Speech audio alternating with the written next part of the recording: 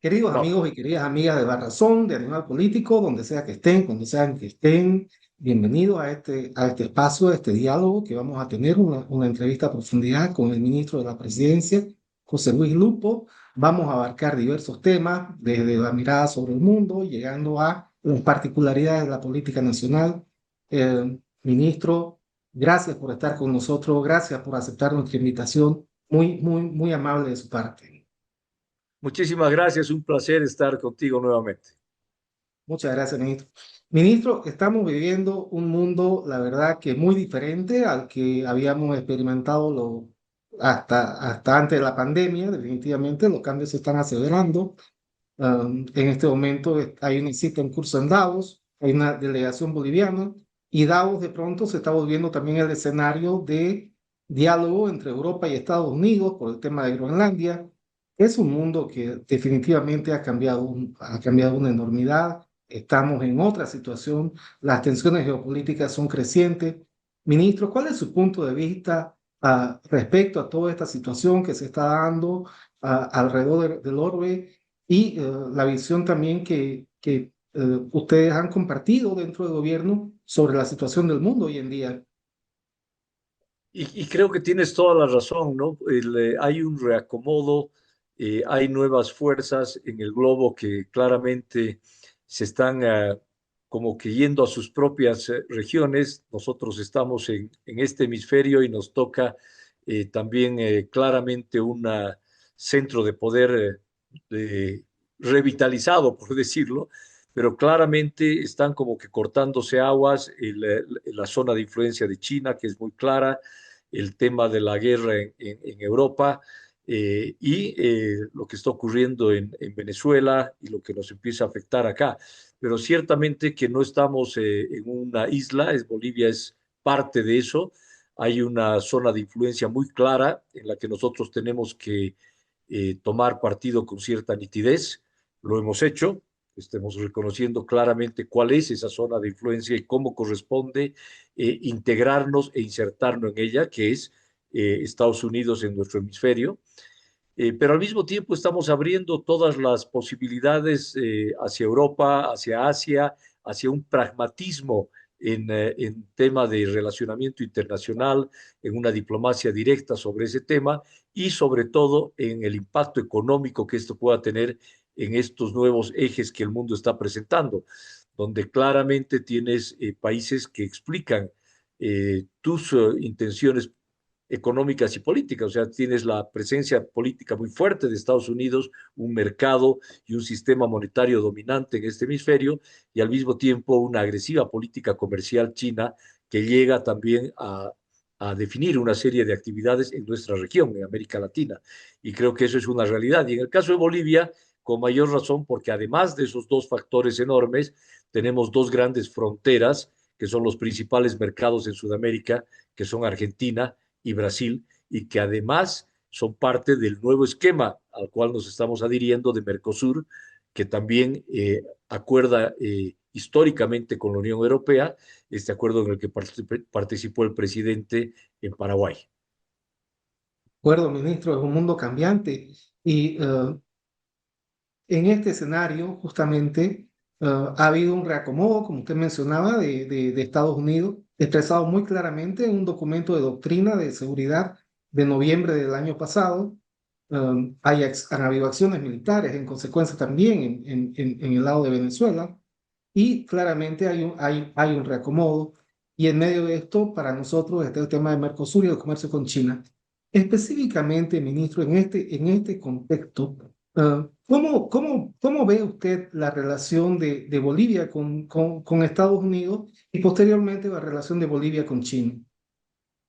Bueno, la relación con Estados Unidos está muy claramente definida. Bolivia va a retomar en todos los niveles una relación plena con la reposición de las representaciones diplomáticas, con las conversaciones a nivel de inversiones importantes, de participación privada en Bolivia, incluso de revisar un poco la política comercial también hacia adelante, pero yo creo que el restablecimiento de la relación plena es el camino que Bolivia está tomando con mucha nitidez con los Estados Unidos.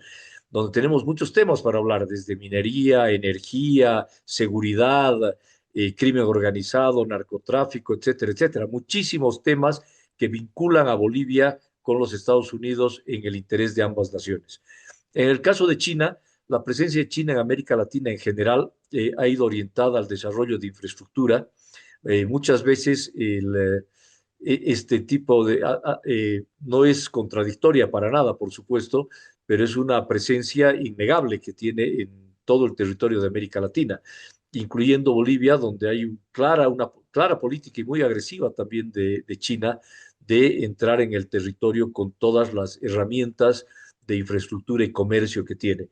Es una realidad, es algo completamente innegable y es algo con lo cual hay que convivir también en los intereses del propio país, de Bolivia. Ministro, en ese sentido también, ya aterrizando en la región y en la situación de Bolivia en la región, específicamente tenemos una relación que es capitalmente importante para nuestro país, que es la relación con Chile. Hay la iniciativa de restablecer relaciones con el país trasandino. ¿Cuál es su mirada sobre el futuro el porvenir de estas relaciones? Hemos tenido una relación estancada por casi 50 años, que se ha estancado aún más con la demanda marítima, que no ha dado los frutos que se esperaba. Y bueno, parecería desde todo punto de vista como darse un balazo al pie seguir en esta posición de encerramiento. ¿Cuál va a ser más o menos la línea? Parece que una línea más pragmática. ¿Cómo describiría usted la relación con Chile a la que se refiere el gobierno? ¿Y cómo imagina esta relación con Chile, digamos, de aquí a unos 10 años? A ver, tú lo señalabas con bastante precisión. Yo creo que Bolivia no va a renunciar nunca a la reivindicación marítima. Eso es una cosa que tenemos en Bolivia claramente definido y no solamente es el ordenamiento constitucional, sino es el sentimiento de un pueblo entero de no renunciar jamás a una salida soberana en el Pacífico. Dicho eso, es importante reconocer la complementariedad que existe entre ambas naciones, no solamente en términos de litio, de minería, de agua, de frontera, sino que es la salida natural de nuestros productos y es hacia el Pacífico por puertos chilenos. Y además de eso, que existe interés mutuo, yo creo, en una frontera que se ha vuelto una frontera caliente, una frontera compleja en términos de tráfico de drogas, tráfico de personas, temas migratorios, delitos, el robo de autos, etcétera. Entonces, yo creo que tenemos, más allá del pragmatismo que nos lleva a conversar en una mesa sobre estos temas, un interés enorme, ambas naciones, en hacerlo, y en hacerlo efectivamente y en hacerlo sin ningún prejuicio. Yo creo que vamos a avanzar en esa dirección, más allá de la restricción histórica que tenemos con la nación, pero yo creo que hay que profundizar los lazos de amistad, los lazos comerciales, los lazos que nos unen naturalmente en la geografía con Chile y en la infraestructura necesaria para los productos. Bolivia tiene un peso específico muy grande como occidente en ese triángulo del sur del Perú, el norte de Chile y el occidente boliviano. Poblacionalmente somos la parte más importante como mercado. También somos los que desarrollamos mucho más el sistema de transporte, que es una de las actividades más importantes. Entonces, yo sí avisoro que vamos a tener muy buenas relaciones, muy pragmáticas y muy efectivas.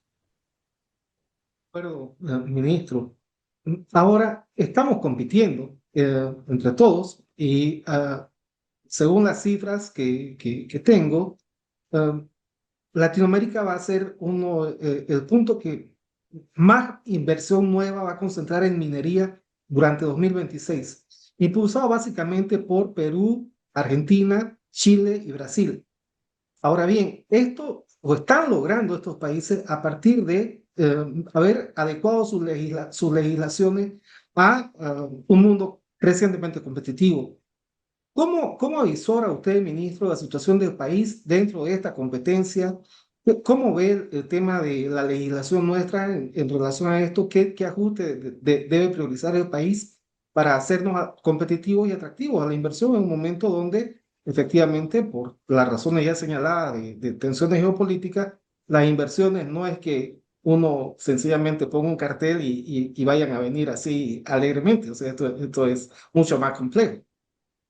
Esa es una creencia muy profunda en Bolivia de que los inversionistas están haciendo cola para entrar acá y haciendo las mejores ofertas y en realidad todos sabemos que es lo contrario, que nosotros tenemos que modificar una cantidad de temas para ser competitivos y atractivos y mostrar ventajas comparativas y competitivas en el país, porque si no las inversiones se van a otro lado.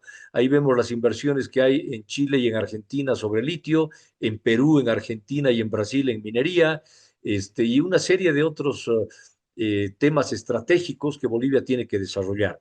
¿Cuál es la base de este desarrollo? La primera es la seguridad jurídica.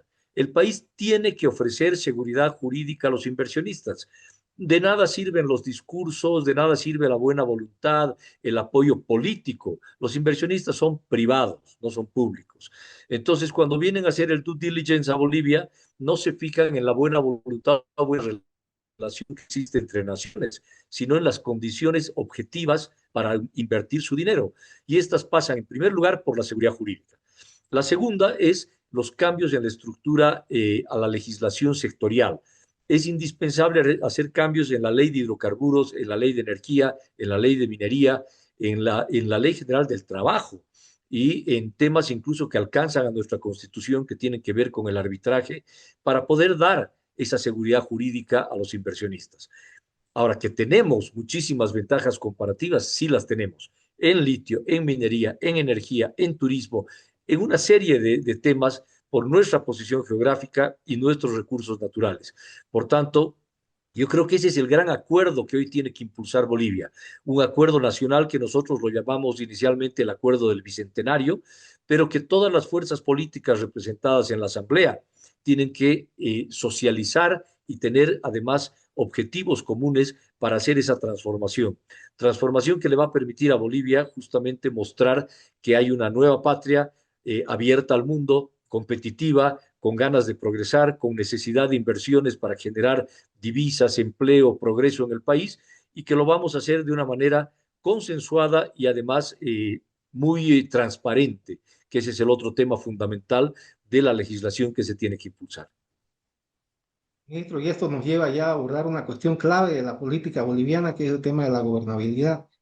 Bolivia viene signada en los últimos, por lo menos 50 años, de conflicto en conflicto y de crisis social en crisis social, con episodios de represión, con episodios también de paros prolongados, no solamente por organizaciones nacionales, hemos tenido también aquí en Santa Cruz el paro de los 36 días, que era un hecho regional también.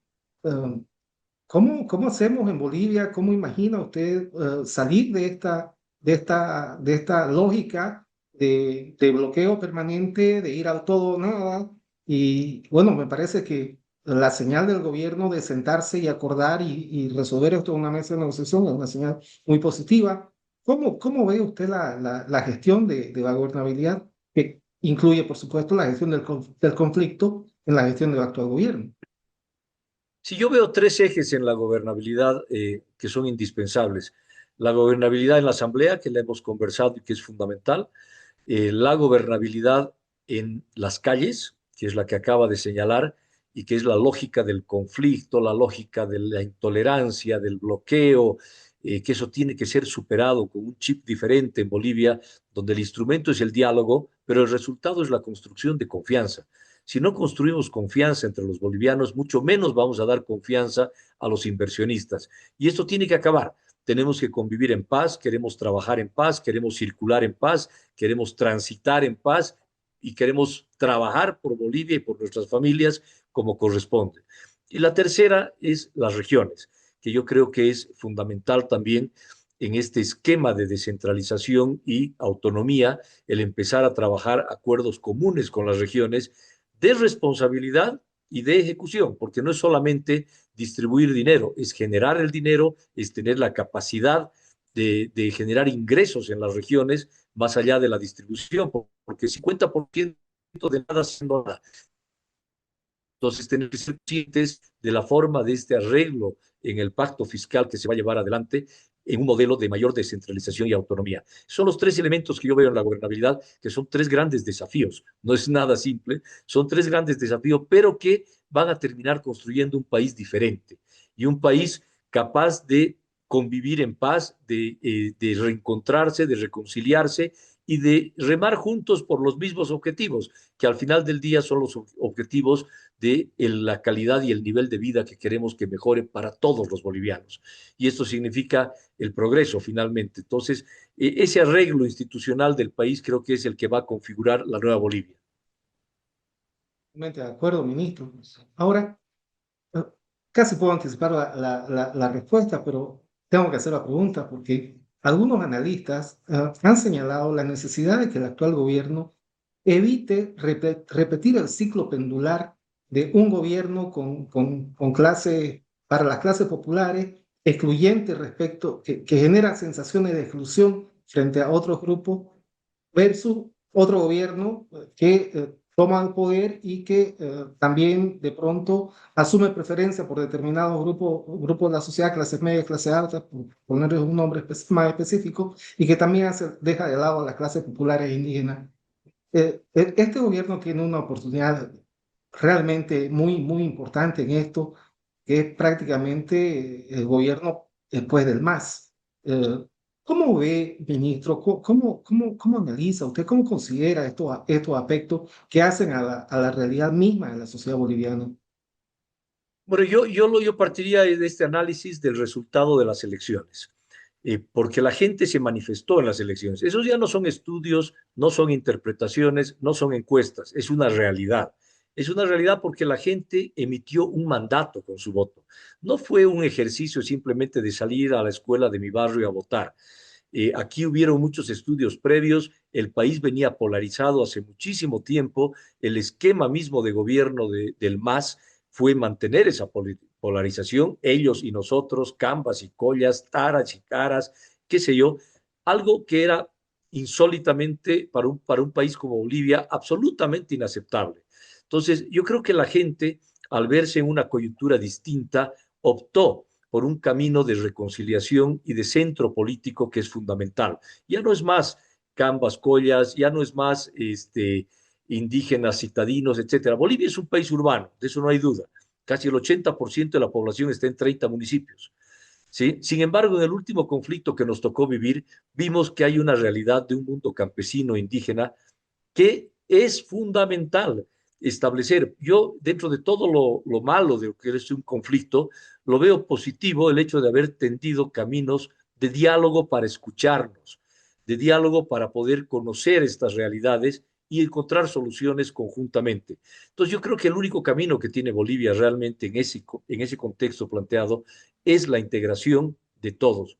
Es ya sacar la ideología del medio, sacar completamente el tema de identitario que que sea contradictorio. Es identitario, sí, pero no tiene por qué ser contradictorio y mucho menos polarizante, mucho menos polarizante. Entonces, yo creo que ese es el resultado y ese es el gran desafío de este gobierno, cumplir con ese mandato. O sea, no me vas a poner a mí a identificar este gobierno que es un gobierno de los ricos, no lo es, que es un gobierno del Oriente, no lo es un gobierno que trata de responder al mandato de la gente, que ha sido completamente claro y lúcido en decir, quiero esto esta vez. Antes tenías polarizado el más y el resto, y el resto alguna vez los representaba Tuto, alguna vez los representaba Manfred, alguna vez Carlos Mesa, qué sé yo, pero era el resto. Esta vez no, se mezclaron las aguas y nos dieron un mandato, y tenemos que ser muy lúcidos en encontrar la respuesta a ese mandato. Perfecto, ministro, totalmente de acuerdo con usted y espero que realmente se logre un avance en eso, porque seguir en este círculo, en este nivel pendular, la verdad que ya son demasiados años. Ministro, entrando en temas de coyuntura, el tema de la relación dentro del gobierno con el vicepresidente Alman Lara, ¿cómo avisora usted esta relación? Primero, no, yo no quisiera darle una dimensión como mucha gente le da fatalista. Yo de ninguna manera veo eso. ¿Por qué? Porque pase lo que pase, no va a cambiar la realidad del país. La realidad del país es la misma. Entonces, TikToks menos, TikToks más, Estamos en la misma situación y con los mismos desafíos que acabamos de hablar, que creo que son enormemente superadores que la relación como tal. Porque la relación no es que la establece el presidente, la relación la va a establecer el vicepresidente. ¿Qué quiere? O sea, nosotros la tenemos muy clara. Nosotros queremos gobernar para todo Bolivia, queremos gobernar para las clases populares, queremos dar oportunidades a los empresarios, queremos que los emprendedores encuentren respuestas, queremos que venga la tecnología al país para que el sector informal tenga más acceso al crédito, más acceso a las oportunidades también, que tenga protección social, que tenga salud. Queremos un modelo pragmático que tenga resultados y que prestemos cuentas. Si a ese modelo, que creo que lo interpreta también el propio vicepresidente, se suma él, debe hacerlo, porque yo ya lo dije, él es parte de este mandato que la gente votó por un binomio, y él es parte de ese binomio. Y hoy día la gente dio un mandato a un gobierno, y él es parte de ese gobierno. Entonces, definirse como cabeza de la oposición o generar controversias cuando el desafío es tan grande para poder tener una gestión que responda a ese mandato, creo que ese es el tema que tiene que definirlo él. De acuerdo, ministro. Ahora, el tema de uno de los ejes en su campaña el presidente Rodrigo Paz tocó varias veces es el eje del turismo. Y sí conocer un poquito más en detalle la visión que tiene el gobierno en general de cómo fomentar esto, porque el turismo implica una síntesis de diversas cosas, una síntesis de una coherencia cultural, una coherencia de gestión, una coherencia de clima social, de inversiones privadas. O sea, realmente crear eso no es algo sencillo y eso más bien refleja o sintetiza la capacidad también de un país. ¿Cuál es la visión que se tiene sobre esto, ministro? A ver, el turismo es una actividad por definición transversal. Cuando yo defino el turismo como un sector estratégico para poder generar empleo, ser amigable con el medio ambiente y además traer divisas al país, que es lo que hace el turismo, lo que estoy diciendo es que el resto de mis sectores tienen que trabajar para el turismo. Por ejemplo, transportes. Vamos a hacer acuerdos con los operadores de turismo, vamos a hacer cielos abiertos, vamos a dar quinta libertad, vamos a tratar de engancharnos al circuito turístico del Cusco para que vengan al Salar, pero también vamos a ofrecer Rurrenabaque, vamos a ver el circuito de las misiones jesuitas en la Chiquitanía, etcétera, etcétera. Pero necesito seguridad ciudadana. No van a venir si es que es un país inseguro, entonces la seguridad ciudadana también trabaja para el turismo. Necesito que no hayan bloqueos, porque si no voy a alejar al turismo. Necesito que haya saneamiento básico para que vengan más hoteles. Entonces debemos desarrollar saneamiento básico, debemos capacitar a la gente, entonces vienen los operadores privados. Es completamente transversal y cada uno de los otros sectores tiene que trabajar para mejorar el país para que el turismo se desarrolle. Y esa es un poco la lógica que tenemos. Infraestructura, operadores privados. El turismo no se va a desarrollar solito, tiene que ser acompañado por el resto de las actividades que den las condiciones al turismo. Y hay ejemplos en el mundo maravillosos sobre cómo se ha desarrollado. Los resultados. Los resultados son increíblemente positivos. En Bolivia podríamos, según los estudios más conservadores, triplicar el número de turistas y de ingresos en divisas para el país. Solo tenemos que cumplir con esas condiciones, ser un país amigable, ser un país seguro, ser un país donde no se bloquee pues al turista y pueda regresar, ser un país que tenga infraestructura para dar hotelería, para dar gastronomía, para mostrar nuestros grandes eventos, porque además de todas estas maravillas que tenemos en Uyuni, etcétera, tenemos cultura, tenemos folclore, tenemos gastronomía. Entonces, lo que se llama economía naranja, que acompaña al desarrollo de esta industria sin chimeneas, en Bolivia es un potencial gigantesco. De acuerdo, ministro. Para ir cerrando y no quitarle más tiempo de su agenda, ministro, ha llegado el BID y ha traído una cartera de créditos para proyectos de 4.500 millones de dólares. Esto es muy importante. ¿Cómo se está gestionando esto? ¿Dónde ha identificado el gobierno que tiene que poner su mayor esfuerzo? ¿Dónde debe priorizar su esfuerzo para esto? ¿Qué es lo más importante de lograr con esto desde la perspectiva suya, ministro? Acabo de terminar una reunión con una misión muy grande del BID, justamente, y cuando yo le hablaba de dar confianza como objetivo, construir confianza, como dice el presidente, como objetivo a través del diálogo, a través de todos esos instrumentos, pero el objetivo es construir confianza, tener un programa muy pragmático, orientado a resultados y con prestación de cuentas como proyecto nacional. Esa confianza también se ve afuera. Y esa confianza es la que se traduce cuando viene el BID y hace un compromiso de un programa financiero de 4.500 millones, la CAF de 3.100, 3.200 millones, Fonplata, el Banco Mundial que también llegará, etcétera. Estos recursos son créditos baratos a largo plazo que sustituyen a deuda cara de corto plazo y son los que traen además mucho más que el dinero. El BID trae conocimiento, trae mejores prácticas, trae lecciones aprendidas en otros países, trae programas de diseño y acompaña la ejecución. ¿Cuál es el desafío para nosotros? El desafío es ser eficientes y transparentes en la ejecución de los programas. Primero en el diseño. Tenemos que tener proyectos de inversión en agua potable, educación, salud, saneamiento básico, desarrollo urbano, infraestructura carretera, todo lo que necesitamos para mejorar la competitividad. Pero también en reformas. También te dan créditos que son de libre disponibilidad mientras hagas las reformas que tienes que hacer. Transformación de leyes, tecnología, digitalización, etcétera. Entonces, este es el gran desafío, es ponernos a la altura de ese desafío de que el BID confíe con 4.500 millones, que no se queden parados, que se ejecuten, que se hagan las obras, que se transforme el país y que sea una historia de éxito en este sentido. Y es lo mismo con la CAF y los otros organismos, pero ciertamente es una muestra más de la confianza que se está construyendo adentro y afuera del país. Ministro, muy agradecido con usted a nombre de La Razón. Muchas, muchas gracias. Y la verdad que muy valioso todo lo que usted ha compartido con nosotros el día de hoy. Le quedo muy agradecido, ministro. Muchísimas gracias a usted, Pablo, agradecido a la razón y siempre dispuesto y a la orden para conversar estos temas. Muchas gracias, ministro. Queridos amigos, queridas Gracias. amigas de La Razón, un Hasta gusto de luego. estar con ustedes. Saludos, hasta una próxima.